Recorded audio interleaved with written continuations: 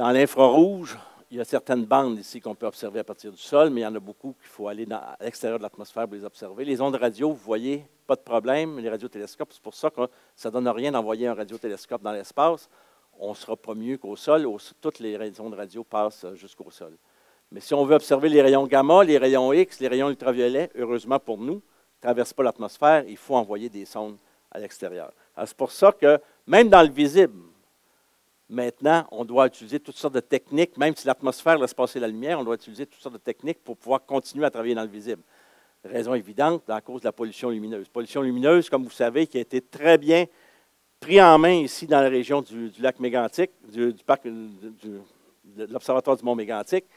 Vous savez, c'est la première réserve de ciel étoilé, réserve internationale de ciel étoilé, c'est la région ici. Pourquoi? Moi, je suis arrivé ici en 1985. Je me souviens très bien, les premières fois que je l'ai observé à l'observatoire, quand il n'y avait pas de lune, j'avais absolument besoin d'une lampe de poche pour me rendre au télescope pour aller observer. Pourtant, il y a à peu près une dizaine d'années, même quand il n'y avait pas de lune, c'était évident, on n'avait pas besoin de prendre des mesures sur le ciel, on pouvait se rendre dans la coupole facilement. Le ciel était beaucoup plus brillant. Mais il y a eu tout le programme qui a été fait ici, entre autres avec Chloé Legris, ici à l'Astrolabe, qui a fait qu'on a retrouvé le ciel noir autour de l'observatoire et qui nous permet de continuer à faire de la recherche. Donc ça, c'est un des problèmes. Donc il faut, même si l'atmosphère laisse passer la lumière, il faut protéger l'environnement pour pouvoir continuer à faire nos observations.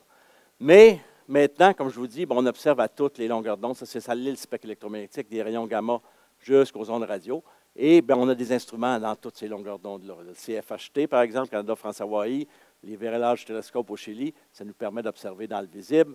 Mais dans l'infrarouge, on peut le faire, même au télescope Canada, France, Hawaï et au VLT, dans les fenêtres que l'atmosphère laisse passer. Sinon, on envoie des satellites comme l'IRAS, Spitzer, dont je vous ai parlé, hors de l'atmosphère, et on peut observer les rayonnements dans les ondes infrarouges. Bon, ça, c'est dans l'ultraviolet, dans les ondes radio violettes qu'on a beaucoup utilisées, nous, pour les courbes de rotation, justement, des galaxies. Ça, c'est en Australie, c'est l'Australian Telescope Compact Array. Donc, on a maintenant des instruments dans toutes ces longueurs d'onde-là. Donc, on peut observer la matière dans tous ses états. On sait qu'ici, si on veut observer du gaz chaud, c'est dans les rayons X. On veut observer du gaz froid, c'est plus dans les ondes radio. Donc, on peut maintenant observer la matière lumineuse dans tous ses états physiques. Et les prochains instruments nous permettront d'aller dans la région que je vous ai montrée, où les premières galaxies se sont formées, les premières étoiles se sont formées. Ça va être des télescopes comme celui-là, de 40 mètres. Là, c'est European Extremely Large Telescope, ou le TMT, qui n'est pas illustré ici, qui est le 30 Meter Telescope, qui est le projet dans lequel le Canada est impliqué, ou le SKA, ici, pour Square Kilometer Array, qui est un radiotélescope qui va avoir 1 km² de surface collectrice. Et ça va nous permettre de sonder vraiment maintenant la matière lumineuse jusqu'aux premières étoiles qui se forment et aux premières galaxies. Et que je vous disais un peu plus tôt, on n'a plus besoin maintenant, pour ce qui est de la lumière visible, d'envoyer un télescope dans l'espace. Pourquoi? Parce que depuis ce temps-là, et on va commencer à faire des développements ici aussi à l'Observatoire du Mont Mégantic, on a développé une technique qu'on appelle d'optique adaptative qui réussit à corriger pour la turbulence de l'atmosphère. Donc, la turbulence, je vous disais, qui faisait qu'un signal très faible était dilué, on ne pouvait pas l'observer, on avait besoin d'aller dans l'espace, on n'a plus besoin de faire ça. Et ici, ça illustre le système d'optique adaptative sur le télescope Gemini, un télescope où le Canada a un pourcentage des nuits d'observation. Et ça explique un peu la technique qui est utilisée. Alors, vous avez la lumière qui arrive au télescope, qui va se diriger à l'instrumentation. Et le front, ce qu'on appelle le front d'onde, la lumière qui va arriver, va être analysée. Alors, la lumière qui arrive va être analysée. Et on va analyser justement la turbulence du front d'onde. On va le voir. Alors, une image, s'il n'y a pas de correction, vous voyez, à cause de la turbulence, l'image est très floue.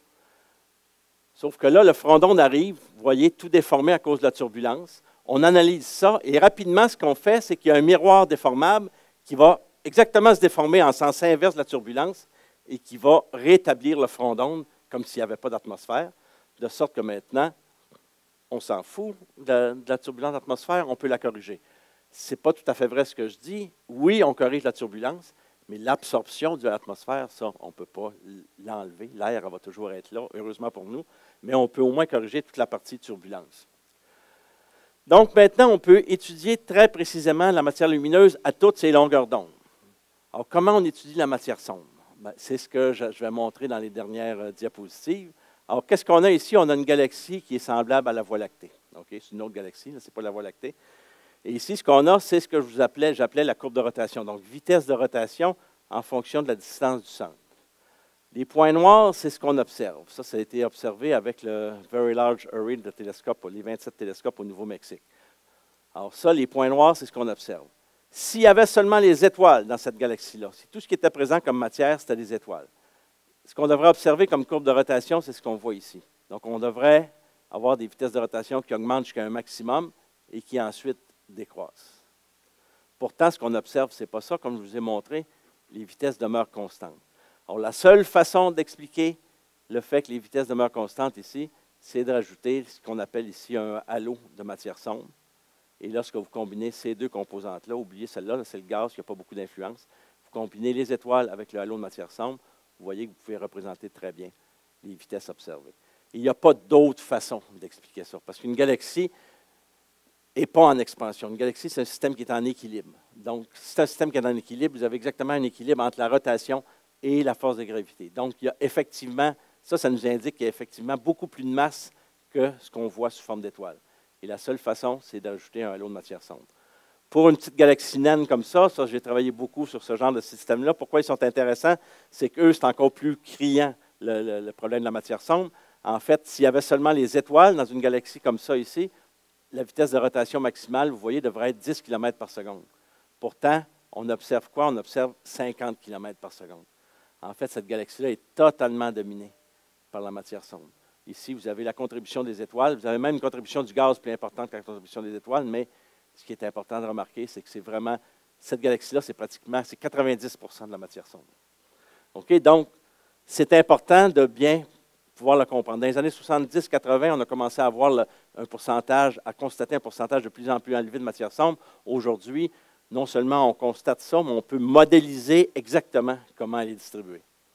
Et pour ça, on a été obligé aussi de construire des instruments plus sophistiqués, parce que si on voulait modéliser les courbes de rotation, il fallait avoir de plus en plus de précision sur la mesure des vitesses, ici dans les régions intérieures. Et c'est ça qu'on est obligé de faire. Par exemple, ça, c'est un instrument qu'on a construit ici pour l'Observatoire du Mont-Mégantic, qui s'appelle Fantôme, pour Fabry Perot de nouvelles technologies pour l'Observatoire du Mont-Mégantic. Et c'est essentiellement un spectrographe à 2 dimensions, donc qui permet de faire un spectre comme ce qu'on regardait là, quand on regardait les redshifts, mais à 2 dimensions. Et ici, il est installé sur le télescope du Mont-Mégantic. On va voir ça quand on va monter en haut un peu plus tard. Ça, c'est la caméra ici. On appelle ça une caméra à comptage de photons. Donc, c'est une caméra qui compte individuellement les photons de lumière qui arrivent. Et cette caméra-là, on l'a mis à Mégantic. On l'a amené ici au télescope Canada-France-Hawaii. C'est le même instrument qu'on a mis sur le 4 mètres Canada-France-Hawaii. C'est un instrument qui a beaucoup voyagé. On l'a mis ici, vous voyez, sur un télescope au Chili, à Ezo-La Silla, un autre télescope de 4 mètres. Et on est allé mesurer des courbes de rotation avec tous ces télescopes-là.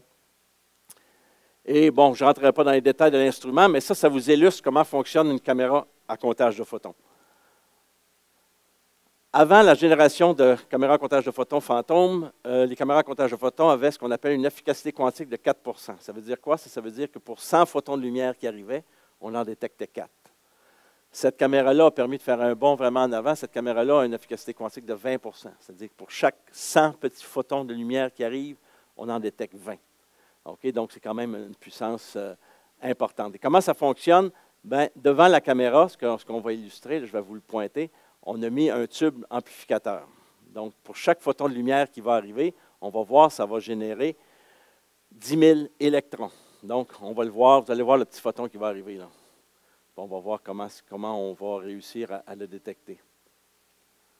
Alors, voilà notre photon de lumière qui arrive et qui va frapper la caméra et qui va rentrer dans ce qu'on appelle une galette de microcanaux. Alors, ça fait quoi, ça? Vous voyez ici, notre photon a été transformé en électron. Et maintenant, notre électron va rentrer dans cette galette de microcanaux-là. Et pour un électron à l'entrée, on va en avoir 10 000 à la sortie. Alors, vous voyez, il va frapper les parois des microcanaux et chaque fois qu'il frappe la paroi, il y a un autre électron qui est généré. Et le résultat, c'est qu'à la sortie, pour un photon qui a produit un électron qui est rentré dans la galette de microcanaux, il en sort 10 000 ici, qui vont frapper un écran de phosphore.